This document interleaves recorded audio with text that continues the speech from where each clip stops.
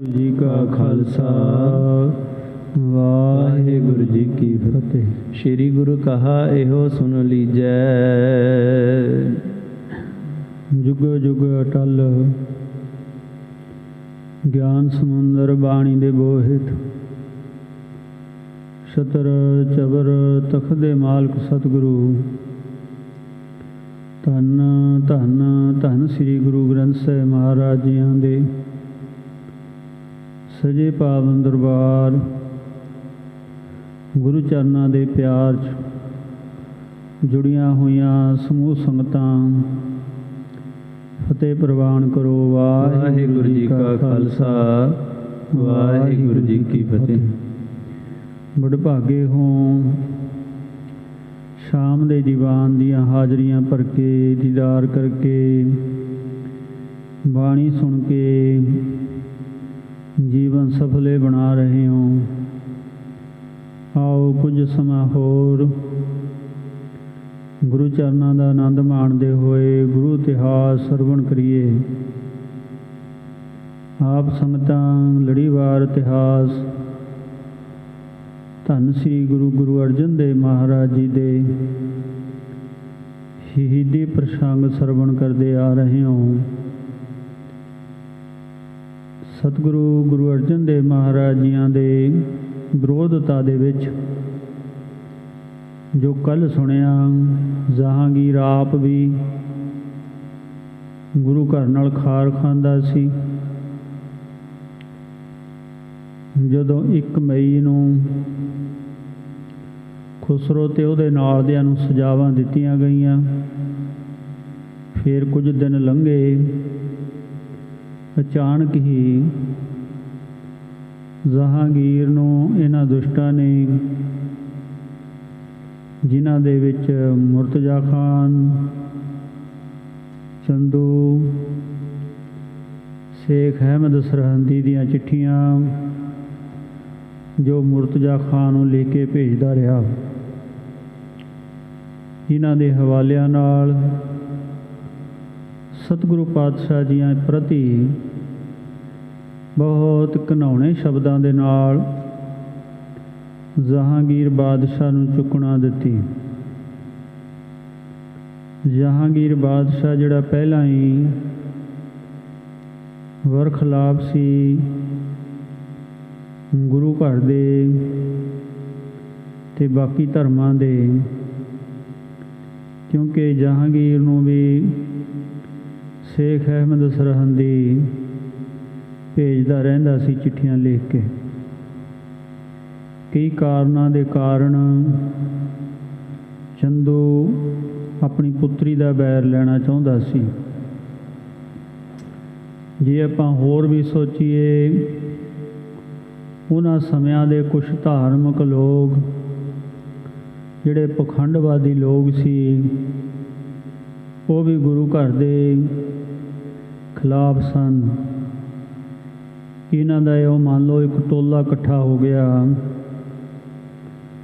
जिन्हां ने एकत्र होके जहांगीर दे कोल ये गल दी भाव के झूठी तोहमत बना के कि खुसरो नूं सतगुरां ने आशीर्वाद दिता है ते तिलक लाया। क्यों तिलक लाउण दी गल आप लिखदा जहांगीर बादशाह तोज के जहांगीरी दे विच। हुण ये गल्लां झूठियां इत्थों साबित हो जांदियां ने। गुरु घर दे विच अकबर भी आया गुरु अमरदास महाराज दे चरनां च। दुबारे भी अकबर बटाले आया होया सी जदों बाबा बुढ़ा जी भाई गुरदास जी सतगुरु पातशाह धन श्री गुरु ग्रंथ साहिब महाराज का स्वरूप लैके गए, बाणी सुना के आए सी। होर भी राजे महाराजे गुरु घर चाहुंदे रहिंदे सी, पर कदे किसी नूं तिलक नहीं लाया। हाँ, गुरु घर की कुछ मर्यादा, आए हुए नूं भोजन पानी लंगर पानी छकाउणा, जे कोई सेवा कीती सेवादार बनिया तो सतगुरु महाराज सरोपा दे दिया करते सी। इदों वध के कुछ नहीं। ਬਾਕੀ ਮਹਾਰਾਜ ਦੇ ਬਚਨ, ਜਿੰਨੀ ਕੋਈ ਸੇਵਾ ਕਰ ਜਾਂਦਾ ਉਨੀਆਂ ਦਾਤਾਂ ਬਖਸ਼ ਦਿੰਦੇ। ਪਰ ਖੁਸਰੋ ਜਾਂਦਾ ਹੋਇਆ ਤਰਨ ਤਾਰਨ ਤੋਂ ਲੰਘਿਆ, ਮਿਲਿਆ ਜਾਂ ਗੁਰੂ ਘਰ 'ਚ ਆਇਆ, ਭੋਜਨ ਛਕਿਆ। ਮਹਾਰਾਜ ਨੂੰ ਜੇ ਮਿਲਿਆ ਵੀ ਹੈ ਤਾਂ ਨਾ ਤਿਲਕ ਲਾਇਆ, ਨਾ ਹੀ ਮਹਾਰਾਜ ਨੇ ਮਾਇਆ ਦਿੱਤੀ। ਪਰ ਇਹਨਾਂ ਦੀ ਉਸ ਸਮੇਂ ਗੱਲ ਬਣੀ, ਜਹਾਂਗੀਰ ਨੂੰ ਵੀ ਇਹ ਬਹੁਤ ਬੜਾ ਬਹਾਨਾ ਮਿਲਿਆ ਕਿ ਕਿਉਂ ਖੁਸਰੋ ਦੀ ਇਹ ਮਦਦ ਕੀਤੀ ਹੈ। ਇਸੇ ਕਰਕੇ ਫਿਰ ਇਹ ਲਿਖਦਾ ਹੈ ਕਿ ਮੈਂ ਘਰ ਬਾਰ ਜ਼ਬਤ ਕਰਨਾ ਅਤੇ ਨਾਲੇ ਯਾਸਾ ਸਜ਼ਾ ਥੱਲੇ ਕਤਲ ਕਰਨ ਦਾ ਹੁਕਮ ਦਿੱਤਾ।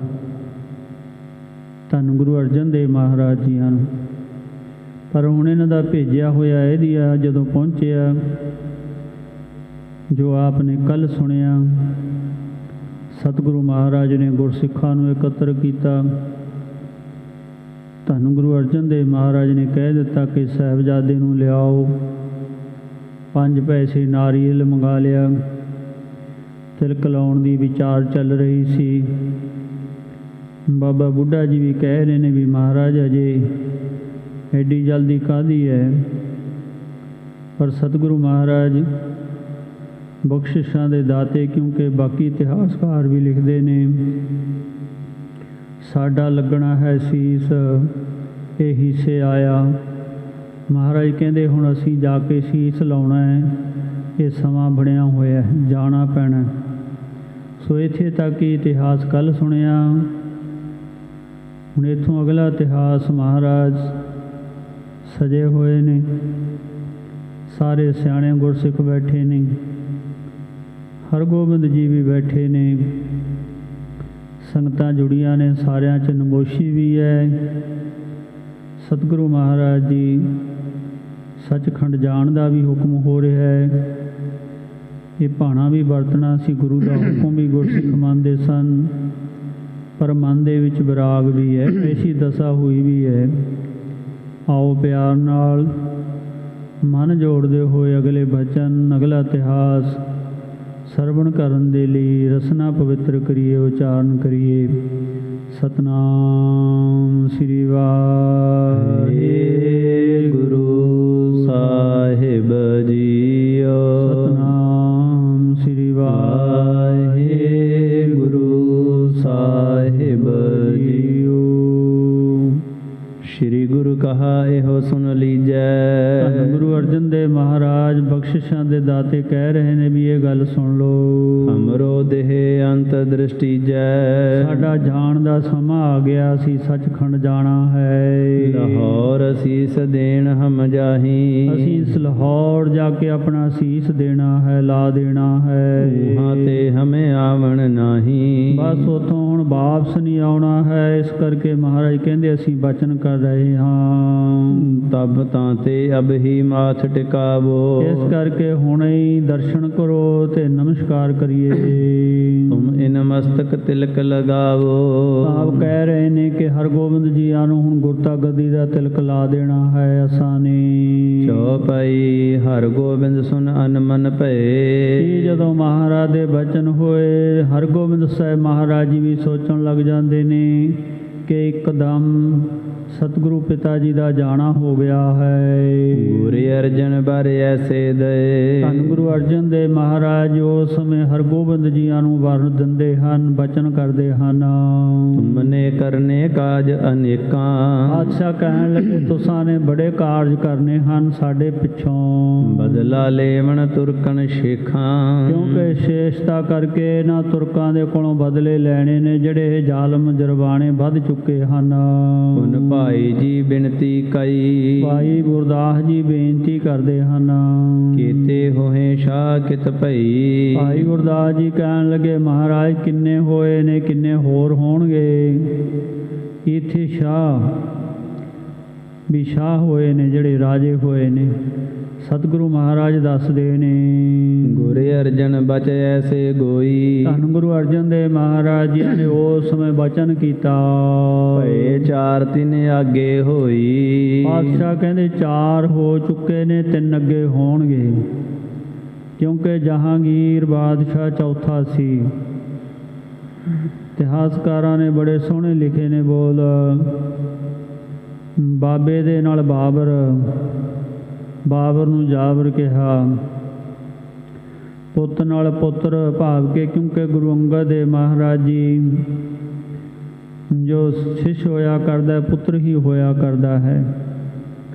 ਇਉਂ ਧੰਨ ਗੁਰੂ ਅੰਗਦ ਦੇਵ ਮਹਾਰਾਜ ਦੇ ਚਰਨਾਂ 'ਚ ਹਮਾਊਂ ਆ ਕੇ ਧਮਕਾਉਣ ਲੱਗਿਆ ਸੀ, ਉਹਨੂੰ ਝਿੜਕਿਆ।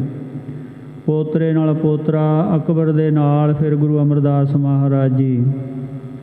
ਇਸੇ ਤਰ੍ਹਾਂ ਪੜੋਤੇ ਨਾਲ ਪੜੋਤਾ, ਇੱਧਰ ਜਹਾਂਗੀਰ ਬਾਦਸ਼ਾਹ, ਇੱਧਰ ਮੇਰੇ ਸਤਿਗੁਰੂ ਧੰਨ ਗੁਰੂ ਅਰਜਨ ਦੇਵ ਮਹਾਰਾਜ ਜੀ ਨੇ ਪੜੋਤੇ ਹੋ ਕੇ ਅੱਗੇ ਹੋਏ।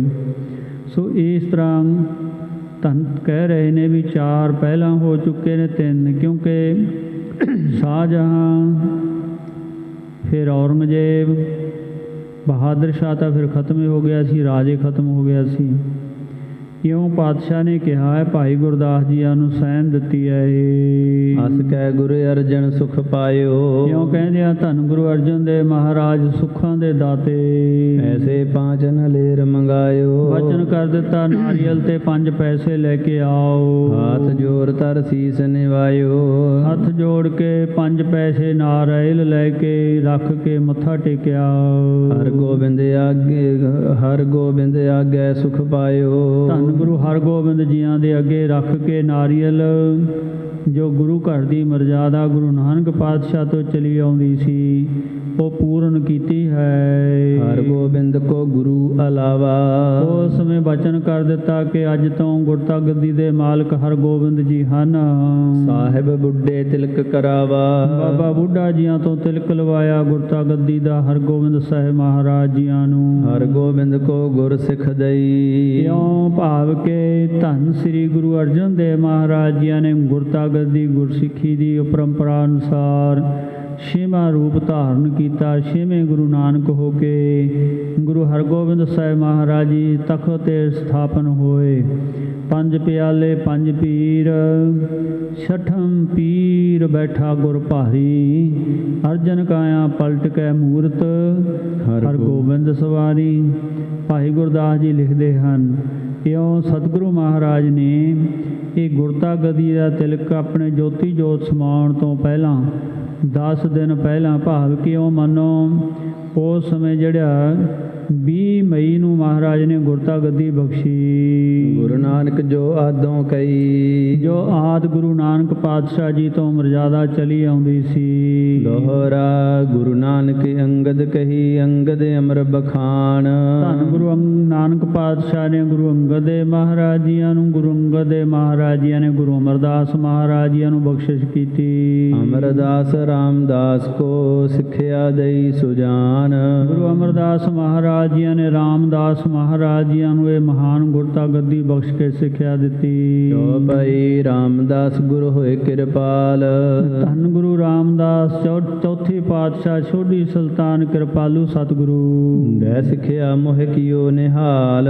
ਗੁਰੂ ਅਰਜਨ ਦੇਵ ਮਹਾਰਾਜ ਜੀ ਕਹਿ ਰਹੇ ਨੇ ਹਰਗੋਬਿੰਦ ਜੀਆਂ ਨੂੰ ਕਿ ਸਾਨੂੰ ਪਿਤਾ ਸਤਿਗੁਰਾਂ ਨੇ ਨਿਹਾਲ ਕੀਤਾ ਗੁਰਤਾ ਗੱਦੀ ਬਖਸ਼ ਕੇ। ਸੋ ਸਿੱਖਿਆ ਸੁਨੋ ਮਨ ਲਾਈ। ਜੋ ਸਾਨੂੰ ਸਿੱਖਿਆ ਦਿੱਤੀ ਹੁਣ ਤੈਨੂੰ ਵੀ ਉਹ ਸਿੱਖਿਆ ਸੁਣਾਉਂਦੇ ਹਾਂ। ਰਿਦ ਮੈਂ ਧਾਰੋ ਬਹੁ ਸੁਖ ਪਾਈ। ਆਖਿਆ ਇਹ ਭਾਵ ਕੇ ਹੀ ਪੁੱਤਰ ਅੱਜ ਤੋਂ ਤੁਸੀਂ ਗੁਰੂ ਬਣੇ ਹੋ, ਉਹੀ ਸਿੱਖਿਆ ਤੁਸਾਂ ਨੇ ਹਿਰਦੇ ਵਿੱਚ ਧਾਰਨ ਕਰਨੀ ਜੋ ਸਾਨੂੰ ਮਿਲੀ। ਜੋ ਗੁਰਤਾ ਗੱਦੀ ਦੀ ਜੋਤ ਓਹਾ ਜੁਗਤ ਸਾਏ, ਸਹਿਕਾਇਆ ਫੀਰ ਪਲਟੀ ਹੈ। ਪਰ ਮਹਾਰਾਜ ਹੁਣ ਕੁਛ ਬਚਨ ਕਰਦੇ ਹਨ।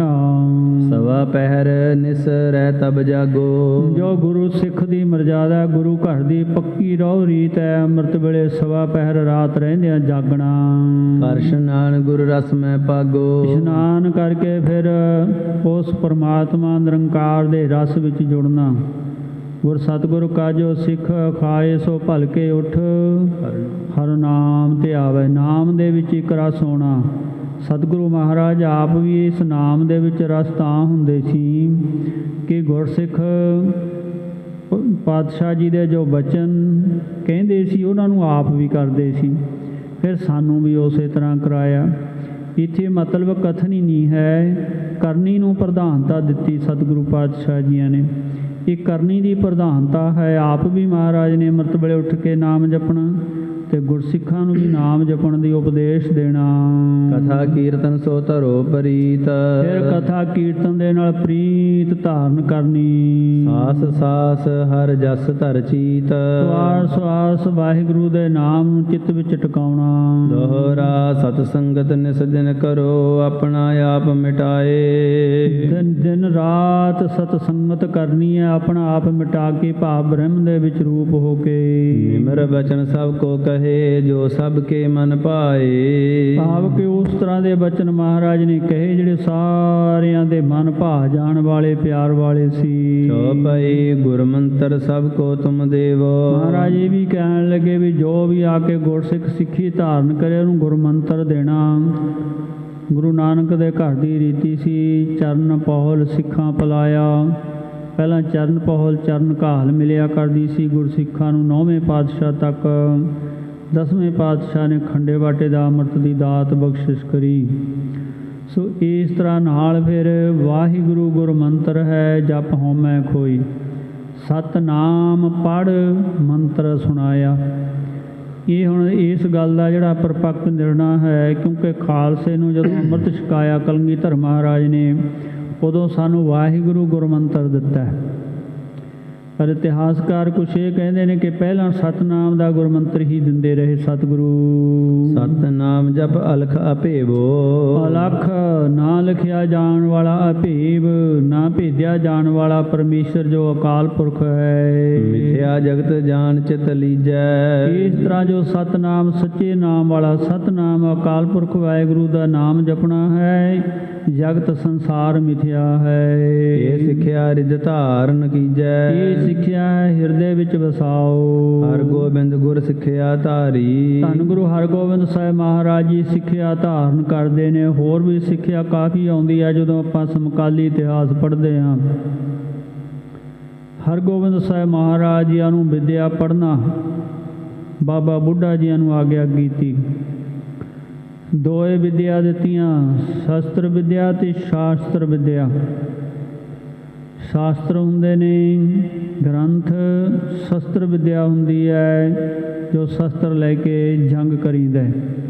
ਜੋ ਗੱਤਕਾ ਸਿਖਾਇਆ, ਪਟੇਬਾਜ਼ੀ ਸਿਖਾਈ, ਬਾਬਾ ਬੁੱਢਾ ਜੀਆਂ ਨੇ ਹਰਗੋਬਿੰਦ ਸਾਹਿਬ ਮਹਾਰਾਜ ਜੀ ਨੂੰ ਪਹਿਲਾਂ ਹੀ ਸਿਖਾਈ ਬਚਪਨ ਤੋਂ ਹੀ। ਅਤੇ ਜਦੋਂ ਗੁਰਤਾ ਗੱਦੀ ਦਾ ਸਮਾਂ ਆਇਆ, ਧੰਨ ਗੁਰੂ ਅਰਜਨ ਦੇਵ ਮਹਾਰਾਜ ਨੇ ਗੁਰੂ ਘਰ ਦੀ ਮਰਜ਼ਾਦਾ ਅਨੁਸਾਰ 5 ਪੈਸੇ ਨਾਰੀਅਲ ਰੱਖ ਕੇ ਮੱਥਾ ਟੇਕਿਆ ਅਤੇ ਹੁਕਮ ਕੀਤਾ ਕਿ ਪੁੱਤਰ ਹੁਣ ਜਿਹੜਾ ਸਮਾਂ ਆ ਗਿਆ ਕਰੜਾਈ ਦਾ ਆ ਗਿਆ। ਜਰਵਾਣੇ ਲੋਕ ਜ਼ੁਲਮ ਕਰ ਰਹੇ ਨੇ, ਹੁਣ ਸ਼ਾਂਤੀ ਦਾ ਸਮਾਂ ਨਹੀਂ ਹੈ। ਇਹਨਾਂ ਨੂੰ ਇਹਨਾਂ ਦੀ ਗੱਲ ਦੇ ਨਾਲ ਹੀ ਜਵਾਬ ਦੇਣਾ ਹੈ। ਭਾਵ ਫੌਜਾਂ ਰੱਖਣੀਆਂ, ਸ਼ਸਤਰ ਰੱਖਣੇ, ਘੋੜ ਸਵਾਰੀ ਕਰਨੀ। ਇਹ ਧੰਨ ਗੁਰੂ ਅਰਜਨ ਦੇਵ ਮਹਾਰਾਜ ਆਪੂ ਹੀ ਬਖਸ਼ਿਸ਼ਾਂ ਕਰਕੇ ਗਏ, ਆਖ ਕੇ ਗਏ ਸੀ ਕਿ ਜਿੱਥੇ ਗੁਰੂ ਨਾਨਕ ਦੇ ਘਰ ਦੇ ਵਿੱਚ ਰੂਹਾਨੀਅਤ ਦੀ ਸ਼ਕਤੀ ਵਰਤਦੀ ਰਹੀ ਹੈ, ਹੁਣ ਜਿਸਮਾਨੀਅਤ ਦੀ ਸ਼ਕਤੀ ਵਰਤਾਓ। ਇਉਂ ਸਤਿਗੁਰੂ ਪਾਤਸ਼ਾਹ ਨੇ ਦਲ ਭੰਜਨ, ਗੁਰ ਸੂਰਮਾ ਦਲਾਂ ਦੇ ਭੰਜਣ ਵਾਲੇ ਸੂਰਮੇ ਸਤਿਗੁਰੂ ਮਹਾਰਾਜ ਨੂੰ ਬਖਸ਼ਿਸ਼ ਕੀਤੀ ਕਿ ਸੂਰਮੇ ਬਣੋ, ਜ਼ੁਲਮ ਨਾਲ ਟਾਕਰਾ ਲਾਓ, ਜ਼ੁਲਮ ਦਾ ਨਾਸ਼ ਕਰਨਾ ਹੈ, ਘਬਰਾਉਣਾ ਨਹੀਂ ਹੈ। ਕਿਉਂ ਮਹਾਰਾਜ ਨੇ ਬਖਸ਼ਿਸ਼ ਕੀਤੀ ਸੀ ਧੰਨ ਗੁਰੂ ਅਰਜਨ ਦੇਵ ਮਹਾਰਾਜ ਨੇ, ਕਿਉਂਕਿ ਇਹ ਗੁਰੂ ਕਾ ਵੱਡਾ ਤੇਰਾ ਦਰਬਾਰ, ਸੱਚਾ ਤੁਧ ਤਖਤ, ਸਿਰ ਸ਼ਾਹਾਂ ਪਾਤਸ਼ਾਹੋ, ਨਿਹਚਲ ਚੌਰ ਛਤ। ਇਹ ਜਿਹੜਾ ਨਿਹਚਲ ਚੌਰ ਛਤ ਤਖਤ ਦਾ ਬਚਨ ਬਾਣੀ ਦੇ ਵਿੱਚ ਮਹਾਰਾਜ ਦੇ ਲਿਖੇ ਹੋਏ ਨੇ, ਉਹ ਵੀ ਤਾਂ ਅਟਲ ਕਰਨੇ ਸੀ। ਗੁਰਤਾ ਗੱਦੀ ਦਾ ਤਖਤ ਤਾਂ ਸੁਸ਼ੋਭਿਤ ਸੀ, ਪਰ ਫਿਰ ਮੀਰੀ ਅਤੇ ਪੀਰੀ ਦੀਆਂ ਜੋ ਤਲਵਾਰਾਂ ਪਹਿਨਣੀਆਂ ਸਨ, ਉਹਨੂੰ ਵੀ ਮਹਾਰਾਜ ਉਪਦੇਸ਼ ਰੂਪ ਕਹਿ ਕੇ ਹਰਗੋਬਿੰਦ ਸਾਹਿਬ ਮਹਾਰਾਜ ਜੀਆਂ ਨੂੰ ਗੁਰਤਾ ਗੱਦੀ ਦਾ ਤਿਲਕ ਦਿੰਦੇ ਹਨ। ਗੁਰੂ ਅਰਜਨ ਜੋ ਪ੍ਰਗਟ ਉਚਾਰੀ, ਧੰਨ ਗੁਰੂ ਅਰਜਨ ਦੇਵ ਮਹਾਰਾਜ ਨੇ ਜੋ ਬਚਨ ਕੀਤੇ, ਪ੍ਰਗਟ ਕੀਤੇ। ਸ੍ਰੀ ਗੁਰੂ ਜੀ ਪੁਨ ਇਹੋ ਵਿਚਾਰਾ। ਧੰਨ ਗੁਰੂ ਹਰਗੋਬਿੰਦ ਸਾਹਿਬ ਮਹਾਰਾਜ ਜੀ ਮਨ ਦੇ ਵਿੱਚ ਵਿਚਾਰਦੇ ਹਨ। ਭਾਈ ਗੁਰਦਾਸ ਸੁਨੋ ਨਿਰਧਾਰਾ। ਨਾਲ ਫਿਰ ਭਾਈ ਗੁਰਦਾਸ ਜੀ ਵੀ ਹਨ, ਜਿਹੜੇ ਸਤਿਗੁਰੂ ਪਾਤਸ਼ਾਹ ਜੀ ਦੀ ਹਜ਼ੂਰੀ 'ਚ ਸਾਰੇ ਸਿੱਖ ਬੈਠੇ ਸੀ। ਦੋਹਰਾ ਹਰਗੋਬਿੰਦ ਗੁਰ ਰੂਪ ਮਮ ਸਹੀ ਸਤ ਰਿਦ ਜਾਨ। ਪਾਤਸ਼ਾਹ ਨੇ ਹੁਕਮ ਵੀ ਕੀਤਾ ਸਾਰਿਆਂ ਨੂੰ ਕਿ ਸਾਡੇ ਸਾਹਿਬਜ਼ਾਦੇ ਹਰਗੋਬਿੰਦ ਅੱਜ ਤੋਂ ਗੁਰੂ ਹਰਗੋਬਿੰਦ ਬਣੇ ਨੇ। ਇਹ ਸਾਡਾ ਆਪਣਾ ਰੂਪ ਨੇ, ਨਿਰੰਕਾਰ ਦਾ ਸਰੂਪ, ਸਾਡਾ ਰੂਪ ਸੱਚ ਕਰਕੇ ਜਾਣਨਾ। ਹਰਗੋਬਿੰਦ ਢਿਗ ਤੁਮ ਰਹੋ ਹਮਰੋ ਬਨੈ ਅਪਿਆਨ। ਅਸੀਂ ਜਾਣਾ ਹੈ, ਤੁਸਾਂ ਨੇ ਹਰਗੋਬਿੰਦ ਜੀਆਂ ਦੇ ਕੋਲ ਰਹਿਣਾ ਹੈ। ਡਿਊਟੀ ਲਾਈ ਭਾਈ ਗੁਰਦਾਸ ਜੀਆਂ ਦੀ ਕਿ ਇਹਨਾਂ ਦੇ ਨਾਲ ਰਹਿਣਾ। ਓ ਭਈ ਐਸੇ ਕਹੈ ਗੁਰ ਕੀਨ ਪਿਆਨਾ। ਕਿਉਂ ਕਹਿੰਦਿਆਂ ਹੋਇਆਂ ਰਾਤ ਬਤੀਤ ਹੋ ਜਾਂਦੀ ਹੈ। ਬਾਬਾ ਬੁੱਢਾ ਜੀਆਂ ਨੂੰ ਵੀ ਹੁਕਮ ਲਾਉਂਦੇ ਨੇ, ਭਾਈ ਬਹਿਲੋ, ਭਾਈ ਸਾਲੋ, ਇਹਨਾਂ ਦੀਆਂ ਵੀ ਡਿਊਟੀਆਂ ਲਾਉਂਦੇ ਨੇ ਮਹਾਰਾਜ ਕੇ ਸਦਾ ਆਗਤਾਬਿਆ ਰਹਿਣਾ ਹੈ, ਆਗਿਆ ਵਿੱਚ ਰਹਿਣਾ ਹੈ। ਜੋ ਬਚਨ ਕਰਨਗੇ ਸੋ ਮੰਨਣੇ ਨੇ। ਇਹ ਹੁਣ ਗੁਰੂ ਰੂਪ ਹਨ, ਕਿਉਂਕਿ ਮਹਾਰਾਜ ਦੀ ਉਮਰ 11 ਸਾਲ ਸੀ। ਇਸ ਕਰਕੇ ਸਤਿਗੁਰੂ ਮਹਾਰਾਜ ਫਿਰ ਦੂਸਰਾ ਦਿਨ ਚੜ੍ਹਿਆ। ਇਤਿਹਾਸ ਦੇ ਆਪਾਂ ਜਦੋਂ ਦੇਖਦੇ ਹਾਂ ਵੀ ਇਹ 20 ਮਈ ਨੂੰ ਮਹਾਰਾਜ ਨੇ ਗੁਰਤਾ ਗੱਦੀ ਬਖਸ਼ੀ। ਤਕਰੀਬਨ ਇੱਕ ਦਿਨ ਵਿਚਾਲੇ 21 ਲਾ ਲਓ ਚਾਹੇ 22 ਨੂੰ ਲਾ ਲਓ, ਸਤਿਗੁਰੂ ਮਹਾਰਾਜ ਚੱਲੇ ਸਨ। ਸਾਥ ਸਿੱਖ ਲੈ 500 ਜਾਨਾ। ਨਾਲ 5 ਸਿੱਖਾਂ ਨੂੰ ਲੈ ਕੇ ਗਏ, 5 ਸਿੱਖਾਂ ਨੂੰ। ਇਹ ਵੀ ਇੱਕ ਬਹੁਤ ਵੱਡੀ ਅਹਿਮ ਗੱਲ ਹੈ 5 ਸਿੱਖਾਂ ਦੀ। 5 ਦਾ ਸਿਧਾਂਤ ਗੁਰੂ ਨਾਨਕ ਮਹਾਰਾਜ ਜੀ ਦੇ ਸਮੇਂ ਤੋਂ ਹੀ ਸੀ। ਧੰਨ ਗੁਰੂ ਨਾਨਕ ਦੇਵ ਮਹਾਰਾਜ ਜੀ ਵੀ ਜਿਸ ਸਮੇਂ ਸ੍ਰੀ ਕਰਤਾਰਪੁਰ ਸਾਹਿਬ ਸਨ, ਜਦੋਂ ਉਦੋਂ ਵੀ ਆਪਾਂ ਇਤਿਹਾਸ ਨੂੰ ਪੜ੍ਹਦੇ ਹਾਂ ਤਾਂ 5 ਸਿੱਖ ਮਹਾਰਾਜ ਦੇ ਹਜ਼ੂਰੀ 'ਚ ਸਨ। ਉਦੋਂ ਭਾਈ ਲਹਿਣਾ ਜੀ, ਬਾਬਾ ਬੁੱਢਾ ਜੀ, ਭਾਈ ਭਗੀਰਥ ਜੀ, ਭਾਈ ਸਧਾਰਨ ਜੀ, ਭਾਈ ਬਾਲਾ ਜੀ, ਇਹ ਵੀ 5 ਗੁਰਸਿੱਖ ਮਹਾਰਾਜ ਦੇ ਹਜ਼ੂਰੀ 'ਚ ਰਿਹਾ ਕਰਦੇ ਸੀ। ਸੋ ਇਸ ਤਰ੍ਹਾਂ ਇਹ 5 ਗੁਰਸਿੱਖਾਂ ਦਾ ਸਮਾਂ ਚੱਲਿਆ ਆ ਰਿਹਾ ਹੈ। ਹੁਣ ਸਤਿਗੁਰੂ ਗੁਰੂ ਅਰਜਨ ਦੇਵ ਮਹਾਰਾਜ ਜੀ ਵੀ ਜਾਣ ਲੱਗੇ, 5 ਗੁਰਸਿੱਖਾਂ ਨੂੰ ਲੈ ਕੇ ਗਏ।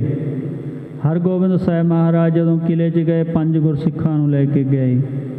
ਤੇਗ ਬਹਾਦਰ ਸਾਹਿਬ ਮਹਾਰਾਜ ਸ਼ਹੀਦੀ ਦੇਣ ਵਾਸਤੇ ਚੱਲੇ ਤਾਂ 5 ਸਿੱਖਾਂ ਨੂੰ ਲੈ ਕੇ ਗਏ। ਕਲਗੀਧਰ ਮਹਾਰਾਜ ਨੇ ਖਾਲਸੇ ਪੰਥ ਦੀ ਸਾਜਨਾ ਕੀਤੀ। 5 ਸਿੱਖ ਮਹਾਰਾਜ ਨੇ 5 ਦੇ ਸੀਸ ਲੈ ਕੇ 5 ਪਿਆਰੇ ਸਾਜੇ। ਸੋ ਇਉਂ ਧੰਨ ਗੁਰੂ ਅਰਜਨ ਦੇਵ ਮਹਾਰਾਜ ਬਖਸ਼ਿਸ਼ਾਂ ਦੇ ਦਾਤੇ 5 ਸਿੱਖਾਂ ਨੂੰ ਨਾਲ ਲੈਂਦੇ ਹਨ। ਇਨਕੇ ਨਾਮ ਸੁਣੋ ਮਨ ਲਾਈ। ਕਵੀ ਕਹਿੰਦੇ ਵੀ ਉਹਨਾਂ ਦੇ ਨਾਮ ਵੀ ਸੁਣੋ 5 ਗੁਰਸਿੱਖਾਂ ਦੇ। ਵਿਧਿਆ ਜੇਠਾ ਪੈੜਾ ਭਾਈ। ਭਾਈ ਵਿਧੀ ਚੰਦ ਜੀ ਨੂੰ ਵਿਧਿਆ ਕਹਿੰਦੇ ਸੀ। ਭਾਈ ਜੇਠਾ ਜੀ, ਭਾਈ ਪੈੜਾ ਜੀ, ਲੰਗਾਹਾ ਪਿਰਾਣਾ ਪਾਂਚੋ ਭਏ। ਭਾਈ ਲੰਗਾਹਾ ਜੀ, ਭਾਈ ਪੁਰਾਣਾ ਜੀ, ਇਹ ਭਾਈ ਲੰਗਾਹਾ ਜੀ ਝੰਬਾਲਦੇ ਸਨ। ਫਿਰ ਇਹਨਾਂ ਦੇ ਘਰੇ ਹੀ ਬੀਬੀ ਬੀਰੋ ਦੀ ਸ਼ਾਦੀ ਕੀਤੀ ਸੀ ਹਰਗੋਬਿੰਦ ਸਾਹਿਬ ਜੀਆਂ ਨੇ। ਝੰਬਾਲ ਨਾਲ ਬਹੁਤ ਗੂੜਾ ਸੰਬੰਧ ਰਿਹਾ ਗੁਰੂ ਘਰ ਦਾ। ਇਉਂ ਸਤਿਗੁਰੂ ਮਹਾਰਾਜ ਇਹਨਾਂ ਭਾਈ ਪੁਰਾਣਾ ਜੀਆਂ ਨੂੰ ਨਾਲ ਲੈ ਕੇ 5 ਗੁਰਸਿੱਖਾਂ ਨੂੰ ਲੈ ਕੇ ਚੱਲਦੇ ਹਨ। ਗੁਰੇ ਅਰਜਨ ਸੰਗ ਆਪਣੇ ਲਏ। ਧੰਨ ਗੁਰੂ ਅਰਜਨ ਦੇਵ ਮਹਾਰਾਜ ਜੀ ਨਾਲ ਲੈ ਲਏ 5 ਗੁਰਸਿੱਖ। ਸੁਦਾ ਸਰੋਵਰ ਮੌਜ ਨਕੀਨੋ। ਹੁਣ ਸਭ ਤੋਂ ਪਹਿਲਾਂ ਅੰਮ੍ਰਿਤਸਰ ਸਰੋਵਰ ਦੇ ਵਿੱਚ ਇਸ਼ਨਾਨ ਕੀਤਾ ਹੈ। ਹੁਣ ਦਰਬਾਰ ਦਰਸ ਕਰ ਲੀਨੋ। ਇਹ ਦਰਬਾਰ ਸਾਹਿਬ ਪਹੁੰਚਦੇ ਨੇ, ਹਰਿਮੰਦਰ ਸਾਹਿਬ ਦਰਸ਼ਨ ਦੀਦਾਰ ਕਰਦੇ ਹਨ। ਦੋਹਰਾ ਗੁਰੇ ਅਰਜਨ ਪਿਆਨਾ ਕੀਓ ਪਾਂਚੋ ਸਿੱਖ ਲਵਾਏ। ਆਪਾਂ ਇਹ ਵੀ ਥੋੜ੍ਹਾ ਜਿਹਾ ਵਿਚਾਰ ਸਕਦੇ ਹਾਂ ਕਿ ਜਦੋਂ ਧੰਨ ਗੁਰੂ ਅਰਜਨ ਦੇਵ ਮਹਾਰਾਜ ਹਰਿਮੰਦਰ ਸਾਹਿਬ ਗਏ, ਹਰਿਮੰਦਰ ਸਾਹਿਬ ਜੁਗੋ ਜੁਗ ਟਲ ਗੁਰੂ ਗ੍ਰੰਥ ਸਾਹਿਬ ਮਹਾਰਾਜ ਦਾ ਉਸ ਸਮੇਂ ਪ੍ਰਕਾਸ਼ ਹੋਇਆ ਕਰਦਾ ਸੀ। ਰੋਜ਼ਾਨਾ ਹੀ ਅੰਮ੍ਰਿਤ ਵੇਲੇ ਤੋਂ ਆਸਾ ਜੀ ਦੀ ਵਾਰ ਦਾ ਕੀਰਤਨ ਹੁੰਦਾ, ਅਰਦਾਸ ਬੇਨਤੀ, ਕਿਉਂਕਿ ਬਾਣੀ ਤਖਤ ਸਰੂਪ ਨਿਰੰਕਾਰ ਦਾ ਰੂਪ ਸੀ। ਮਹਾਰਾਜ ਨੇ ਆਪ ਬਾਣੀ ਨੂੰ ਨਿਰੰਕਾਰ ਰਾਖ ਕੇ ਸਾਨੂੰ ਸੇਵਾ ਕਰਨ ਦੀ ਆਗਿਆ ਕੀਤੀ ਹੋਈ ਸੀ। ਆਪ ਵੀ ਉਸੇ ਤਰ੍ਹਾਂ ਸਾਰੀ ਮਰਜ਼ਾਦਾ ਬੰਨੀ ਸੀ। ਮਹਾਰਾਜ ਨੇ ਅਰਦਾਸ ਕੀਤੀ 5 ਗੁਰਸਿੱਖਾਂ ਨੂੰ ਲੈ ਕੇ, ਪਰਿਕਰਮਾ ਕੀਤੀ। ਫਿਰ ਮਹਾਰਾਜ ਉੱਥੋਂ ਚੱਲੇ। ਗੁਰਦਾਸ ਬੁੱਢਾ ਗੋਬਿੰਦ ਹਰ ਵਿਦਾ ਕਰਨ ਸੰਗ ਜਾਏ। ਹੋਰ ਵੀ ਸਾਰੀਆਂ ਸ਼ਹਿਰ ਦੀਆਂ ਕਾਫੀ ਸੰਗਤਾਂ ਆਈਆਂ, ਕਿਉਂ ਸਾਰਿਆਂ 'ਚ ਇਹ ਗੱਲ ਫੈਲ ਚੁੱਕੀ ਸੀ ਕਿ ਜਹਾਂਗੀਰ ਆਇਆ ਹੋਇਆ ਲਾਹੌਰ, ਉਹਦੇ ਅਹਿਦੀਏ ਆਏ ਨੇ। ਧੰਨ ਗੁਰੂ ਅਰਜਨ ਦੇਵ ਮਹਾਰਾਜ ਜੀਆਂ ਨੂੰ ਸੱਦਿਆ। ਸਾਰਿਆਂ ਦੇ ਮਨ ਠਣਕ ਰਹੇ ਸਨ। ਮਹਾਰਾਜ ਦੇ ਬਚਨ ਵੀ ਹੋ ਚੁੱਕੇ ਸੀ ਕਿ ਹੋ ਸਕਦਾ ਸਤਿਗੁਰੂ ਮਹਾਰਾਜ ਹੁਣ ਵਾਪਸ ਨਾ ਮੁੜਨ, ਕਿਉਂਕਿ ਤੁਰਕਾਂ ਦੇ ਘਰ ਜਾ ਰਹੇ ਨੇ। ਇਸ ਕਰਕੇ ਬਾਬਾ ਬੁੱਢਾ ਜੀ, ਭਾਈ ਗੁਰਦਾਸ ਜੀ, ਮੀਰੀ ਪੀਰ ਦੇ ਮਾਲਕ ਹਰਗੋਬਿੰਦ ਸਾਹਿਬ ਮਹਾਰਾਜ ਜੀ ਵੀ ਨਾਲ ਹਨ। ਚੌਪਈ ਪੁਰ ਬਾਹਰ ਜਬ ਹੀ ਗੁਰ ਗਏ। ਕਿਉਂ ਸਤਿਗੁਰੂ ਮਹਾਰਾਜ ਚੱਲ ਕੇ ਫਿਰ ਜਦੋਂ ਨਗਰ ਸ਼ਹਿਰ ਤੋਂ ਬਾਹਰ ਨਿਕਲੇ, ਰਮਦਾਸਪੁਰੇ ਕੋ ਬੰਧਨ ਕਏ। ਸਤਿਗੁਰੂ ਮਹਾਰਾਜ ਜਦੋਂ ਲਾਹੌਰ ਨੂੰ ਮੁੱਖ ਕਰਨ ਤੋਂ ਪਹਿਲਾਂ ਰਮਦਾਸਪੁਰੇ ਭਾਵ ਕਿ ਹਰਿਮੰਦਰ ਸਾਹਿਬ ਵੱਲ, ਅੰਮ੍ਰਿਤਸਰ ਵੱਲ ਮੁੱਖ ਕਰਕੇ ਨਮਸਕਾਰ ਕੀਤੀ ਹੈ। ਗੁਰਦਾਸ ਬੁੱਢੇ ਕੋ ਕਹਾ ਸੁਣਾਈ। ਤੇ ਭਾਈ ਗੁਰਦਾਸ ਤੇ ਬਾਬਾ ਬੁੱਢਾ ਜੀਆਂ ਦੇ ਨਾਲ ਬਚਨ ਕਰਦੇ ਨੇ। ਹਰਗੋਬਿੰਦ ਕੇ ਪਾਸ ਰਹਾਈ। ਕੀ ਆਖਿਆ ਦੋਹਾਂ ਨੂੰ? ਡਿਊਟੀ ਲਾਈ ਕਿ ਤੁਸਾਂ ਨੇ ਸਾਡੇ ਸਾਹਿਬਜ਼ਾਦੇ ਹਰਗੋਬਿੰਦ ਜੀਆਂ ਦੇ ਪਾਸ ਰਹਿਣਾ, ਕੋਲ ਰਹਿਣਾ। ਹਰਗੋਬਿੰਦ ਕੋ ਬਚਨ ਬਖਾਨੋ। ਹਰਗੋਬਿੰਦ ਸਾਹਿਬ ਮਹਾਰਾਜ ਜੀਆਂ ਨੂੰ ਵੀ ਬਚਨ ਕੀਤਾ। ਬੁੱਢਾ ਗੁਰੂ ਨਾਨਕ ਸਮਝਾਨੋ। ਮਹਾਰਾਜ ਕਹਿਣ ਲੱਗੇ ਹਰਗੋਬਿੰਦ ਜੀਆਂ ਨੂੰ, ਕਹਿਣ ਲੱਗੇ ਹਰਗੋਬਿੰਦ ਜੀ ਪੁੱਤਰ ਤੁਸੀਂ ਗੁਰੂ ਹੋ, ਪਰ ਜੋ ਬਾਬਾ ਬੁੱਢਾ ਜੀ ਨੇ ਇਹ ਗੁਰੂ ਨਾਨਕ ਦਾ ਰੂਪ ਨੇ। ਆਖੋ ਸਤਿਨਾਮ ਸ੍ਰੀ ਵਾਹਿਗੁਰੂ।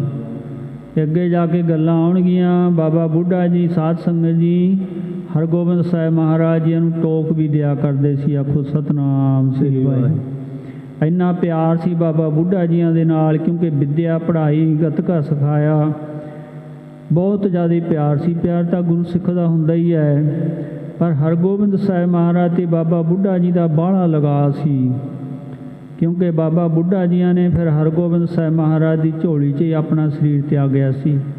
ਕਿੰਨਾ ਲਗਾਅ ਕਹਿ ਸਕਦੇ ਆਪਾਂ, ਕਿੰਨਾ ਪਿਆਰ ਕਹਿ ਸਕਦੇ ਹਾਂ। ਸੋ ਆਓ ਇਸ ਤਰ੍ਹਾਂ ਧੰਨ ਗੁਰੂ ਅਰਜਨ ਦੇਵ ਮਹਾਰਾਜ ਜੀ ਇਹ ਬਚਨ ਕਰਕੇ ਅੱਗੇ ਚੱਲਦੇ ਨੇ। ਪਿਆਰ ਨਾਲ ਅਗਲਾ ਇਤਿਹਾਸ ਕੱਲ੍ਹ ਨੂੰ ਸੁਣਨਾ। ਸਮੇਂ ਦੀ ਸਮਾਪਤੀ ਹੈ। ਪੰਕਤੀਆਂ ਸਰਵਣ ਕਰਕੇ ਫਤਿਹ ਪ੍ਰਵਾਨ ਕਰਨੀ। ਇਹ ਗੁਰੂ ਕਾ ਇਤਿਹਾਸ ਸਮੁੰਦਰ ਹੈ ਸਾਧ ਸੰਗਤ ਜੀ। ਆਪਾਂ ਤਾਂ ਇਉਂ ਮੰਨ ਲਓ ਜਿਵੇਂ ਕਿਨਾਰੇ 'ਤੇ ਬੈਠੇ ਕੋਈ ਇਹ ਸਮੁੰਦਰ ਦੇ ਵਿੱਚ ਇੱਕ ਦੋ ਬੂੰਦਾਂ ਆਪਣੇ ਮੁੱਖ 'ਚ ਪਾ ਰਹੇ ਹਾਂ ਅੰਮ੍ਰਿਤ ਰੂਪ। ਬਸ ਇਉਂ ਸਮਝਣਾ ਕਿ ਇੱਕ ਦੋ ਬੂੰਦਾਂ ਹੀ ਆਪਣੇ ਮੁੱਖ 'ਚ ਪੈ ਰਹੀਆਂ ਨੇ। ਗੁਰੂ ਦੇ ਇਤਿਹਾਸ ਨੂੰ ਬਿਆਨ ਕਰਨਾ ਬਹੁਤ ਵੱਡੀ ਗੱਲ ਹੈ। ਜਿੰਨੀ ਕੁ ਸਤਿਗੁਰੂ ਕਿਰਪਾ ਕਰਦੇ ਨੇ ਆਪਾਂ ਵਿਚਾਰਦੇ ਹਾਂ। ਸੋ ਆਓ ਪਿਆਰ ਨਾਲ ਫਤਿਹ ਪ੍ਰਵਾਨ ਕਰੋ। ਅਗਲਾ ਇਤਿਹਾਸ ਕੱਲ੍ਹ ਨੂੰ ਸਰਵਣ ਕਰਨਾ।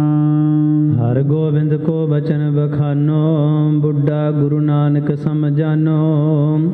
ਹਰਗੋਬਿੰਦ ਗੁਰ ਬਚਨ ਸੁਨੈ ਕੈ। ਪਰੇ ਚਰਨ ਤੈ ਗਦ ਗਦ ਹਵੈ ਕੈ। ਵਾਹਿਗੁਰੂ ਜੀ ਕਾ ਖਾਲਸਾ, ਵਾਹਿਗੁਰੂ ਜੀ ਕੀ ਫਤਿਹ।